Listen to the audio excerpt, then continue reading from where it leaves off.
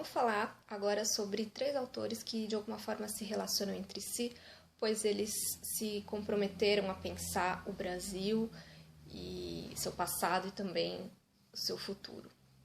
Eles são o Gilberto Freire, e a obra que a gente vai falar é Casa Grande Senzala, o Sérgio Buarque de Holanda com Raízes do Brasil e o Caio Prado Júnior com História e Desenvolvimento e também um pouco da formação do Brasil contemporâneo. Esses 3 autores, eles se inserem no contexto em que o problema da identidade se coloca amplamente em discussão. Para situar um pouco esse contexto, vale lembrar que uma série de cientistas e outros autores tinha buscado caracterizar o Brasil e definir o nosso caráter nacional. Isso como uma forma de, talvez, impulsionar o nosso desenvolvimento. Então, muito foi falado sobre a questão racial, o quanto ela era um problema sério na formação do caráter do povo brasileiro. E esses autores eles entram justamente para criticar esses conceitos e mostrar que as questões são muito mais complexas do que simplesmente a questão racial. Então, eles tentam colocar esse argumento abaixo. Vamos começar com Casa Grande Senzala, que, justamente pegando esse raciocínio racista, né, do final do século XIX e do início do século XX, que de alguma forma tentava justificar o papel do Brasil e a formação do nosso caráter, o Gilberto Freire ele vai inverter o papel do escravo e da raça negra na formação nacional, dando um caráter mais importante à medida em que surge o conceito de mestiçagem, e esse conceito é tipo como um coringa para tentar entender por que o povo brasileiro é assim. E essa mestiçagem vale dizer que ela é menos uma questão racial biológica e mais uma questão cultural, ou seja, elementos culturais trazidos pelos negros da África, mesclados com outros elementos culturais dos portugueses e até dos indígenas, criam um substrato cultural característico do povo brasileiro que vai ser visto como a nossa salvação, que é a possibilidade da mestiçagem e a multiplicidade que isso traz. Né? É claro que ainda no Gilberto Freire há conceitos como superioridade, inferioridade, mas a novidade que ele traz é justamente nessa interpretação que descobre que o cruzamento de raças é uma coisa singular que faz com que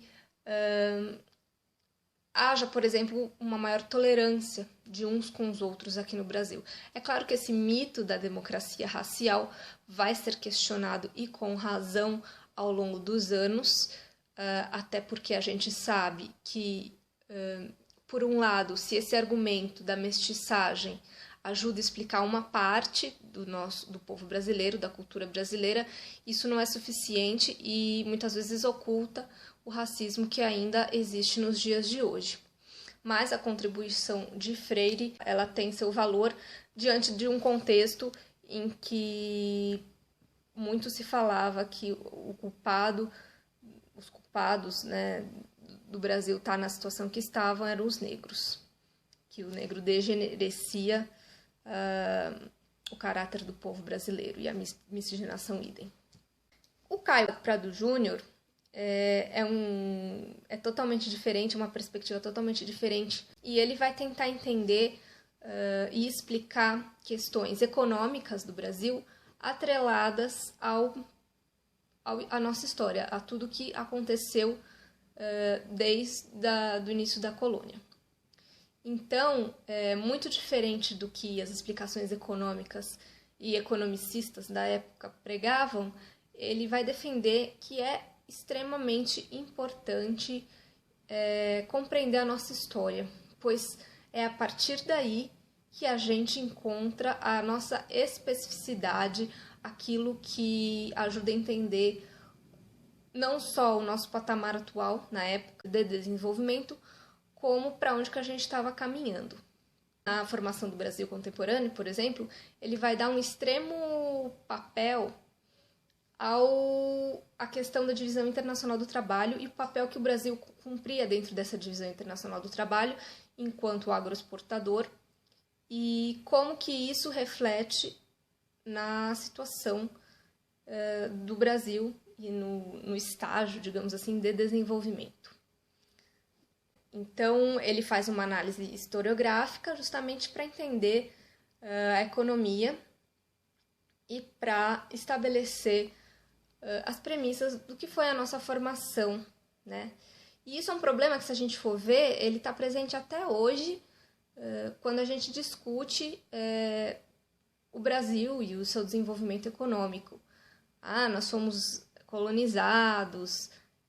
por portugueses, diferentemente dos Estados Unidos, que foi colonizado por ingleses. A questão é mais na característica da economia que se desenvolveu durante a colônia. Primeiramente, açúcar, depois o café, e a grande questão para ele é justamente essa: o Brasil sempre fornecendo e tendo uma posição marginal e periférica, fornecendo produtos primários ao mercado internacional e muitas vezes esquecendo de cuidar da produção interna para abastecer a nossa população. Então, ao mesmo tempo que a gente tinha que cumprir em exportar, morria-se de fome porque os insumos básicos a gente não conseguia produzir. Essa é a posição de economia satélite que ele vai falar tanto. Se prorroga durante o momento da industrialização e que a indústria ela também mostra como, a partir do momento em que ela começa a surgir, a gente começa também a produzir, a gente também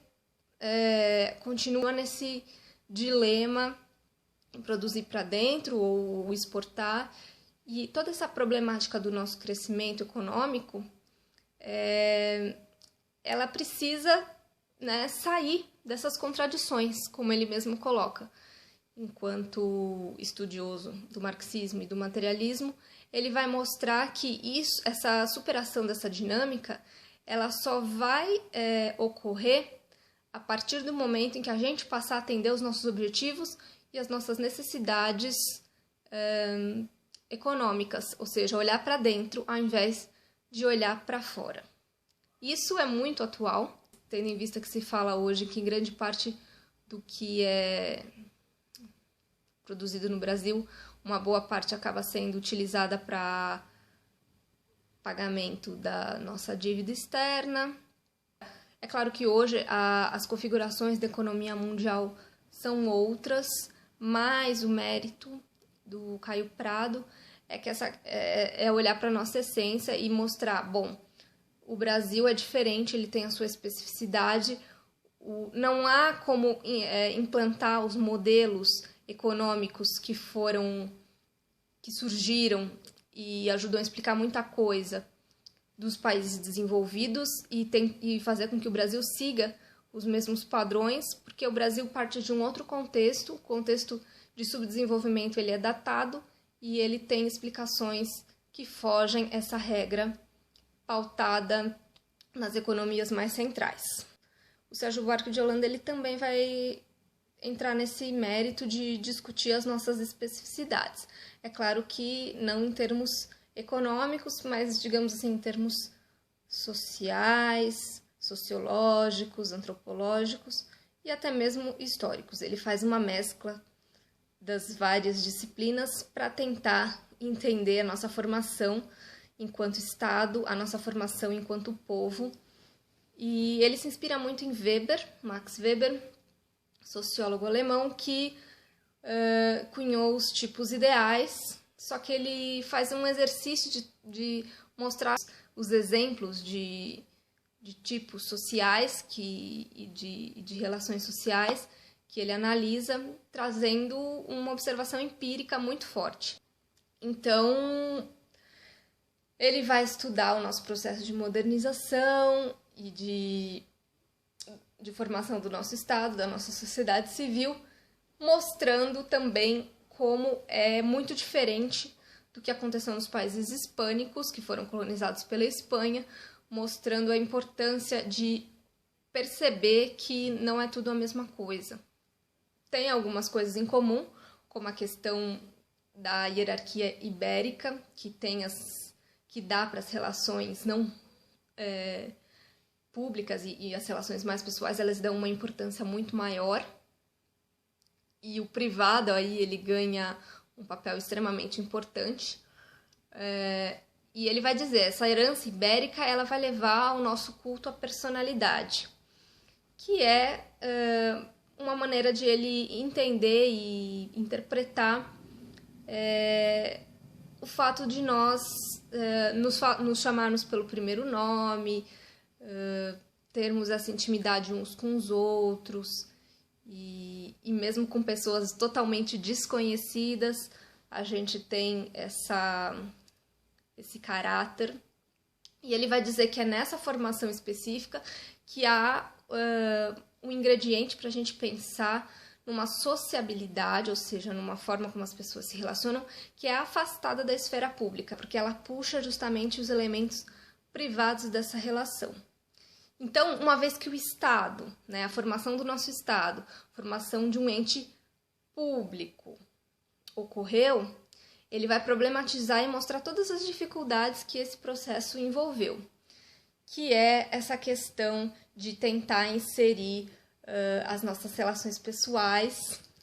do mundo privado, dentro das nossas relações no mundo público, ou tentar transpor de uma esfera para outra. E, de novo, ele retoma o Weber, que o Weber ele vai fazer um grande estudo do surgimento do Estado, atrelado ao surgimento da burocracia e um novo tipo de dominação, muito menos baseado no carisma pessoal e muito mais baseado nas leis e na norma, na regra. O Sérgio Buarque vai dizer que nós somos avessos a isso, porque ainda essa questão personalista ela impera muito mais e a gente tem uma certa aversão a tanto formalismo e a tudo tá tão regradinho, tão certinho. Então a gente está de uma forma oposta ao que o Weber coloca, Tudo isso traz de novo um problema, se a gente for pensar na formação do nosso Estado, uma vez que também exige não só que a gente obedeça a uma lei, que todos estejam no mesmo patamar, perante a isso, mas também isso coloca a questão do privado, que acaba invadindo a esfera do público e trazendo consequências muito prejudiciais na visão do Sérgio Buarque de Holanda. Então, bastava a gente lembrar do clientelismo e toda essa questão de privilegiar aquelas pessoas que nós conhecemos, a famosa frase, aos inimigos a lei, tudo que é muito mais difícil, tudo que tem que ser obedecido, aos amigos o que tiver, entendeu? As nossas relações, as nossas facilidades, os jeitinhos. Então, tudo isso ele vai contrapor a um Estado, uma figura de um Estado que pressupõe que todos sejam tratados da mesma forma, no mesmo patamar de igualdade. Outra coisa que aí diz muito mais respeito à questão dos portugueses tem a ver com a nossa repulsa ao trabalho, e também aí entra a questão da escravidão. Repulsa ao que é o trabalho braçal, principalmente. Trabalhar é uma coisa de escravo, Os nobres não trabalham. E a vontade de sair por aí, se aventurar, e essa questão do aventureiro é muito mais forte do que cumprir ordens, ficar lá cumprindo ordens, trabalhando. E isso marca profundamente o nosso caráter, as nossas formas de nos relacionarmos uns com os outros. E essa questão de não querer obedecer, ou achar que quem obedece é escravo. Uma questão muito famosa também, trazida pelo Sérgio Buarque de Holanda, é a questão do conceito do homem cordial. O conceito do homem cordial, ele vagou aí, tem vagado todas as nossas relações até hoje,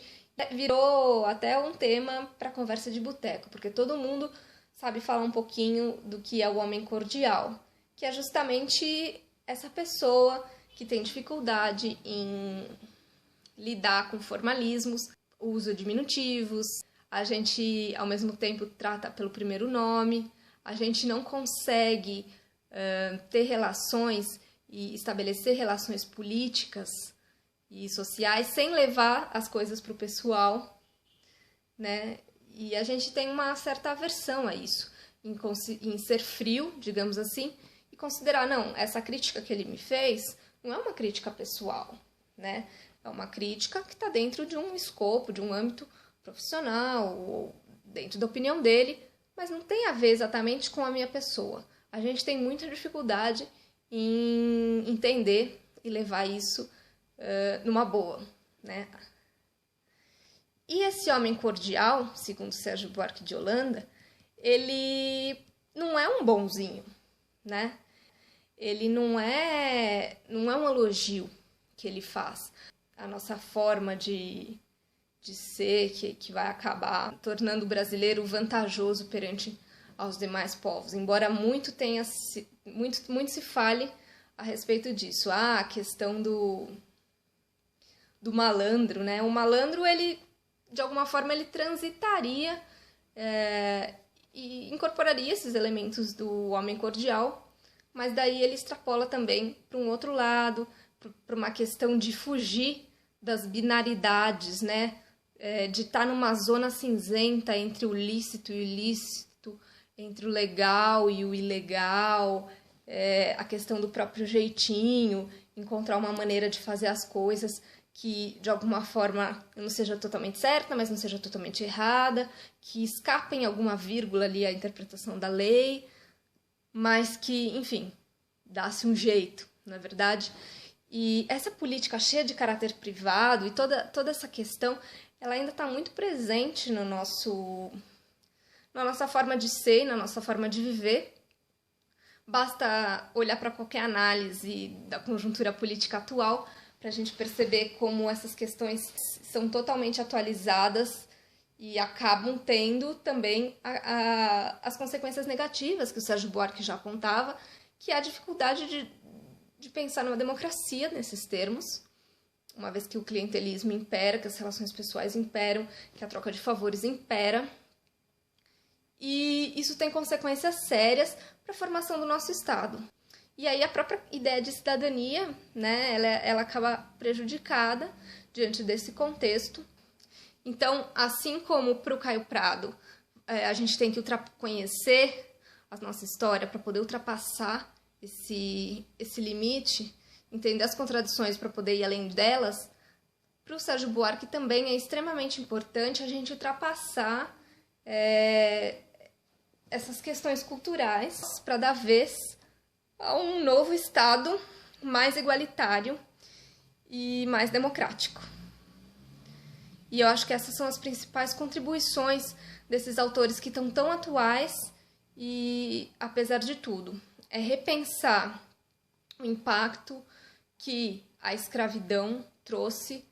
na nossa relação uns com os outros, o quanto isso também está impactado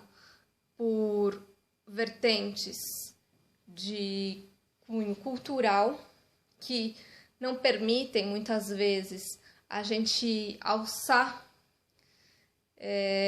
um nível de relações que vá além do personalismo e as suas implicações negativas na nossa política, no campo das nossas relações diárias, pessoais, nas nossas relações de trabalho. E, por fim, a questão econômica, que também está muito em pauta hoje em dia com essa história de crise, que é repensar, muitas vezes, o ponto que a gente chegou e não tentar olhar com padrões que são, muitas vezes, alheios ao nosso processo histórico, né? Olhar para a nossa história é a melhor maneira de nos entender enquanto nação, ainda que essa nação seja multifacetada.